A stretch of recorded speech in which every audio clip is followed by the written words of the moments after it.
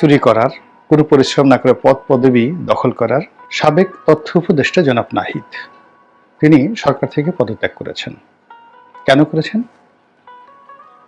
এই সরকারের জমানাতে একটি রাজনৈতিক দল হবে, অনেকে বলছেন king's party, whatever maybe, কিন্তু সেই কিংস পার্টির পদ গ্রহণ করার জন্য তিনি পূর্ণমন্ত্রীর মর্যাদা সম্পন্ন একটি পদ, যেখানে অলমোস্ট প্রায় 2.25 লক্ষ টাকার মতো নিয়মিত বেতন এবং ভাতা আসে।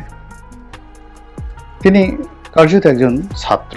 সময়টিতে তিনি যে মর্যাদা পাচ্ছিলেন, যে বেতন পাচ্ছিলেন, ভাতা পাচ্ছিলেন, এটি যে কোনো মানুষের জন্য খুবই লোভনীয়, স্বর্ণডিম্বের মতো, এবং পরিবারের মান মর্যাদা এবং ইজ্জতের জন্য এটি একটা বিশাল হাতিয়ার।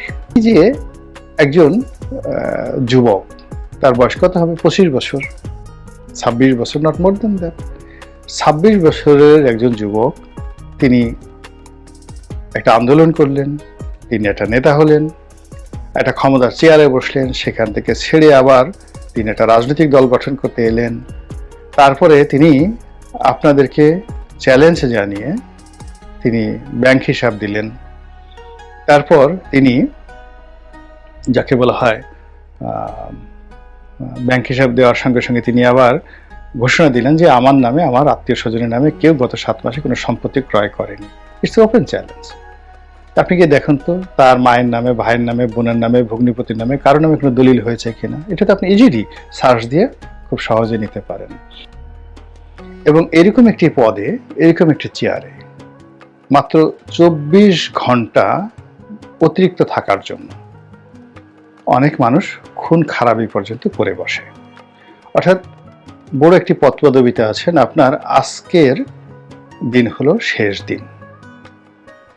কিন্তু যদি আপনার কাছে অপশন দেওয়া হয় যে আগামী আরো 24 ঘন্টা আপনি এরকম একটা লোভনীয় পদে থাকতে পারবেন, বিনিময়ে গোপনে কয়েকজনকে খুন করতে হবে, আরো অপকর্ম করতে হবে, এই সমাজে বহু লোক পাবেন যে শত শত মানুষকে খুন করে হলো 24 ঘন্টার জন্য একটি পদ তারা আঁকড়ে ধরবেন।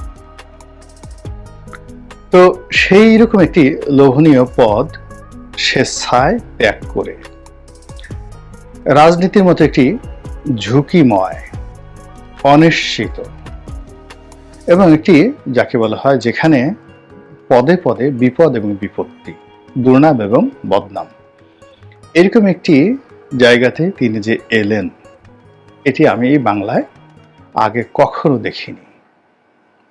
ফলে তিনি সফল হবেন কি হবেন না, তিনি ভালো না মন্দ, তিনি কি করেছেন বা না করেছেন, ডাজ নট ম্যাটার। এই মুহূর্তে কেবলমাত্র উপদেষ্টার এই পদ ছেড়ে আজকের এই জায়গাটাতে তিনি এসেছেন।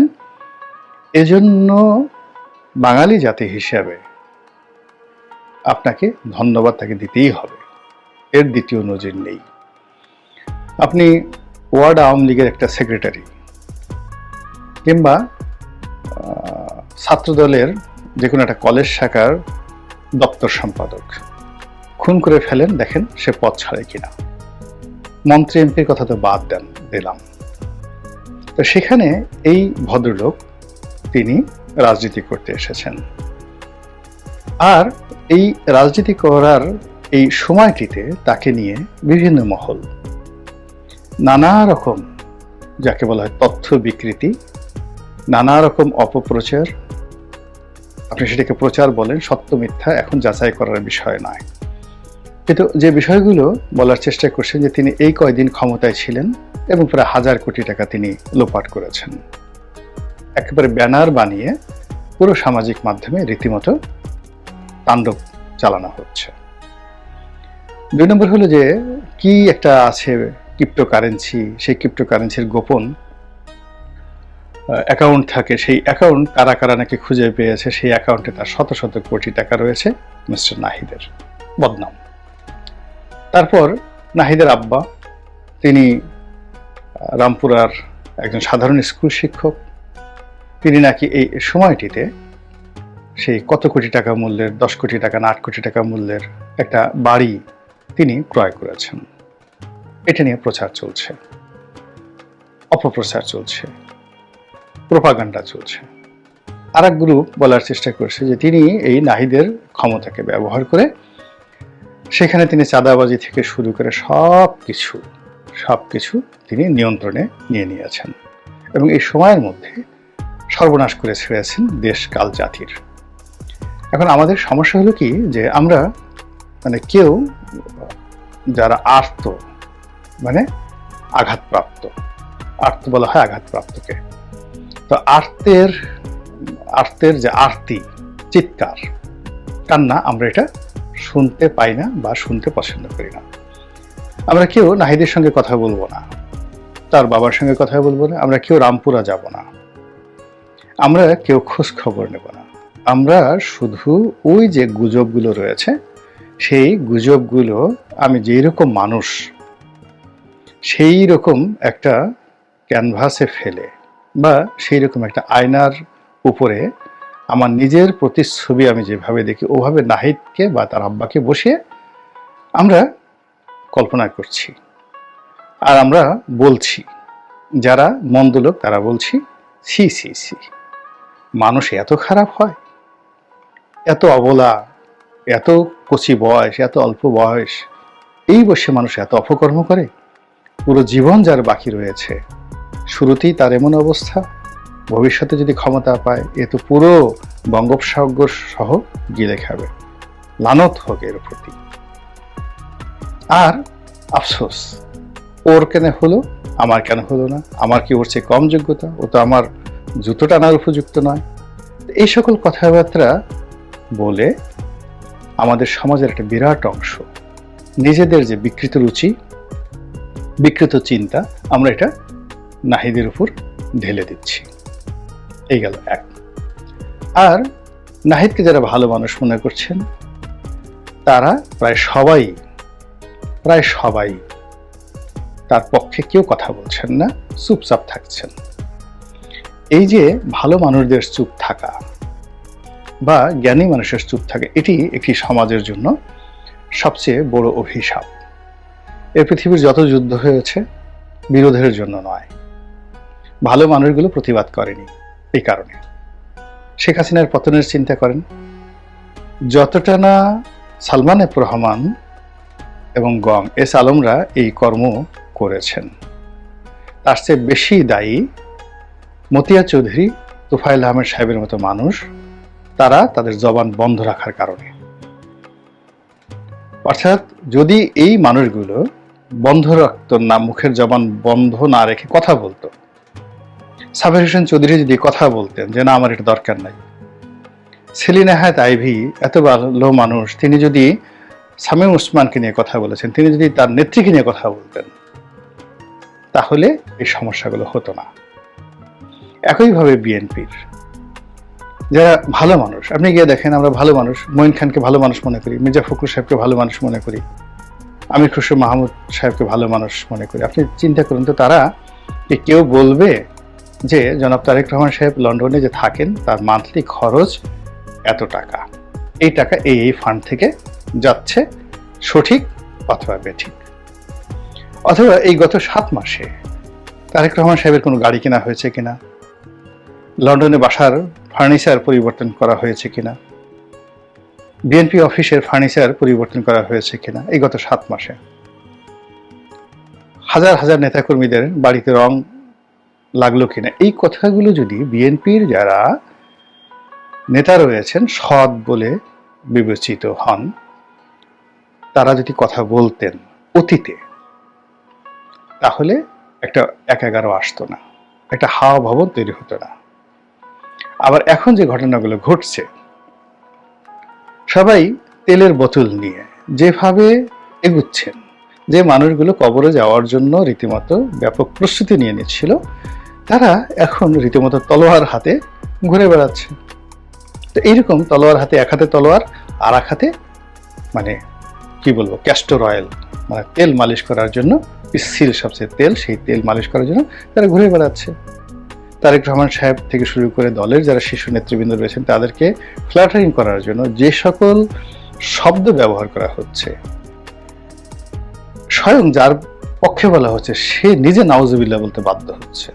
এর চেয়ে লজ্জাকর, মানে ওই যে সকল নেতা মানে যারা এই ধরনের কথাবার্তা বলেন, মূলত দলের যারা ভালো মানুষ তারা যদি এদেরকে অপমান করেন, সমালোচনা করেন, সংশোধন করেন, অবশ্যই এটা সংশোধন হবে না। তারপরেও এদেরকে যদি প্রতিহত করা হয় তাহলে বিএনপির যে ভবিষ্যৎ, সেই ভবিষ্যৎটা উজ্জ্বল হবে। নচেত তাদের ভবিষ্যৎ আওয়ামী লীগের মতো হবে, তাদের ভবিষ্যৎ অতীতে এই একাগারের মতোই হবে।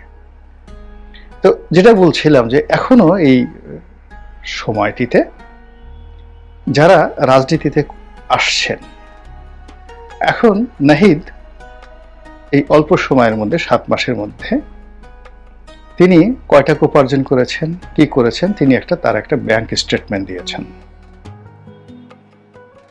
আপনি আমরা যারা আছেন, কথা বলার আগে আমাদের কাছে তথ্য থাকতে হবে যে এটা তার একটা ব্যাংক অ্যাকাউন্ট, তার আরো 10টা ব্যাংক অ্যাকাউন্ট রয়েছে, এবং এটা বের করা ওয়ান টুর বিষয়। সেটি বের না করা পর্যন্ত এই ধরনের গুজব শোনা, বলা, প্রচার করা কবিরা গুনাহ। এই গেল একটা বক্তব্য। 2 নম্বরে যেটা আছে সেটা হলো যে তার শরীর নিয়ে কথা হচ্ছে, যে এই যাকে বলা হয় উপদেষ্টা হওয়ার আগে তার শরীর এরকম ছিল, উপদেষ্টা হওয়ার পর সে কেন মোটা হলো। প্রথমত হলো যে যেহেতু উপদেষ্টা হয়েছেন, চেয়ারে বসেছেন, পরিশ্রম কম হয়েছে, এই কারণে যে কোনো মানুষ, এটা ফিজিক্যালি বায়োলজিক্যালি এই ঘটনা সবার ক্ষেত্রে ঘটবে। আপনি এখানে যদি অন্য যে কোনো একটা প্রাণীকে বসিয়ে দেন, তার মধ্যেও মেদ জমে যাবে, স্বাভাবিক ব্যাপার। 1।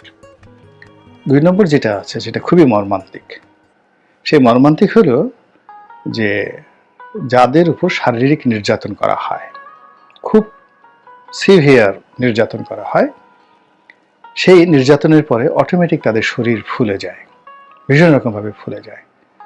এখন ওই যে ডিবি হারুনের অফিসে নিয়ে ভাত খাওয়ার কথা বলে যাদেরকে পেটানো হয়েছে, তার মধ্যে এই নাহিদও আছেন, এবং বেদম প্রহার করা হয়েছে, টানিয়ে বেদম প্রহার করা হয়েছে, এবং এই কারণে ফিজিক্যালি তার শরীর মোটা হয়ে যাবে। এটা একেবারে 100-তে 100, এবং এটা নিয়ন্ত্রণ করা যাবে না, এবং এই দায়, মোটা হওয়ার দায় তাকে মৃত্যু পর্যন্ত বহন করতে হবে। এখন একজন লোক পিটুনি খেয়ে তার হাড্ডির প্রত্যেকটি স্তরে স্তরে রক্ত জমাট বেঁধে গেছে, তার অনেকগুলো কোষ ভেঙে গেছে, নতুন কোষ তৈরি হয়নি, তার অনেকগুলো পেশি অচল হয়ে পড়েছে, এবং সেই অচল পেশির জায়গাগুলোতে মেডিকেল সায়েন্স অনুযায়ী সেখানে যে কর্মকাণ্ড ঘটে, সেই কর্মকাণ্ড না ঘটার কারণে সেখানে মেদ জমে গেছে। যদি এই ঘটনা হয়, আর আপনার আমার মতো যারা অশিক্ষিত মানুষ, আমরা সেটাকে মনে করছি যে ওর এত মাংস হলো কি করে, ওর এত মেদ হলো কি করে, বলেন তো কিয়ামতে কি খুব বেশি মানে দেরি আছে?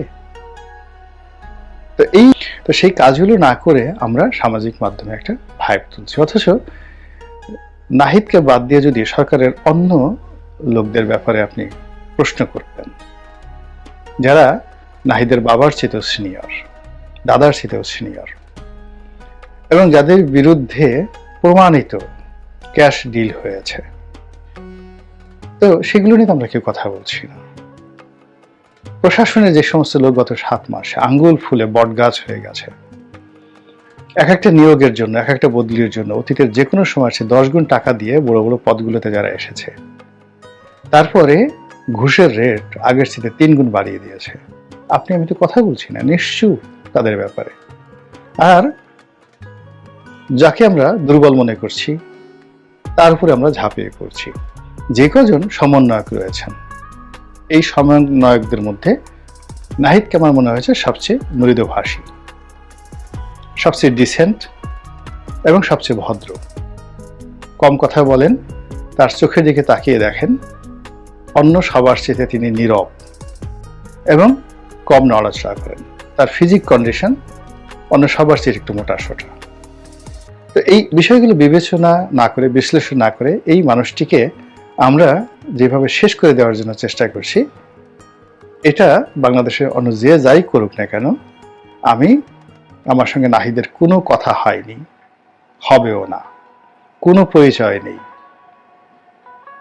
এবং এই প্রথম আমি কারো পক্ষে বা বিপক্ষে ছাত্রদের নিয়ে এই কথা বললাম। আমি এদেরকে নিয়ে কথা বলিনি, কিন্তু এখন যেভাবে চলছে, যদি আমি কথা না বলি বা আমার মতো আপনারা কথা না বলেন, তাহলে বনী ইসরাইল জাতির সেই ওলি আল্লাহর মতো আমাদের অবস্থা হবে। আল্লাহ রাব্বুল আলামিন একটা জনপদে যখন এরকমভাবে গজব নাজিল করবেন, তখন গজব নাজিল করার জন্য জিবরাইল আলাইহিস সালামকে পাঠালেন। বললেন যে পুরো জমিনটা উল্টে দাও, যা আছে সবগুলো ফিনিশ করে দাও। তখন আল্লাহর ফেরেশতা জিবরাইল আলাইহিস সালাম বললেন, ইয়া আল্লাহ রাব্বুল আলামিন, ওই পাহাড়ের গুহার মধ্যে একজন লোক দীর্ঘদিন ধরে তোমার ইবাদত বন্দেগী করছে, তো জমিন উল্টেই দিলে সে তো কোনো অন্যায় করেনি, এই জনপদে কোনো খোঁজ খবরও রাখেনি, সে শুধুমাত্র তোমাকে নিয়ে ব্যস্ত আছে পাহাড়ের গুহার অভ্যন্তরে। তো তার ব্যাপারে তোমার সিদ্ধান্ত কি? সেও তো মরে যাবে এই সময়টাতে। আল্লাহ বলেন যে সবার আগে ওর উপরে এই জমিনটা উল্টাই দাও, ওর মাথার উপর উল্টাই দাও। এর কারণ হলো ওর কওম যখন বিপদগ্রস্ত, ওর কওম যখন বিভ্রান্ত, ওর নবী যখন সাহায্যের জন্য হাত বাড়াচ্ছে, ও তখন সবকিছু ভুলে আমার ইবাদত করছে, ওর ইবাদত আমার দরকার নেই। এই হলো ইতিহাস। আমরা অনেক বড়, কিন্তু ব্যক্তিগত জীবনে আমাদের অনেকের বরকত নেই। গিয়ে দেখেন শারীরিক সুস্থতা নেই, পারিবারিক শান্তি নেই, ছেলে সন্তান অমানুষ হয়েছে, সমাজের কোনো মানুষ রেসপেক্ট করে না, চেহারার মধ্যে কোনো রহমত নেই, বরকত নেই। আমরা খুব বড় পণ্ডিত ব্যক্তি, খালি সংসার ভাঙে, ঘর ভাঙে, ব্যবসা বাণিজ্য, টাকা পয়সার অভাব অভিযোগ। তো এইগুলো মূলত আমাদের কুচিন্তা, কুকর্মের ফল। আমরা অনেকে কুকর্ম করতে পারি না, কুকর্ম করার জন্য সাহস লাগে।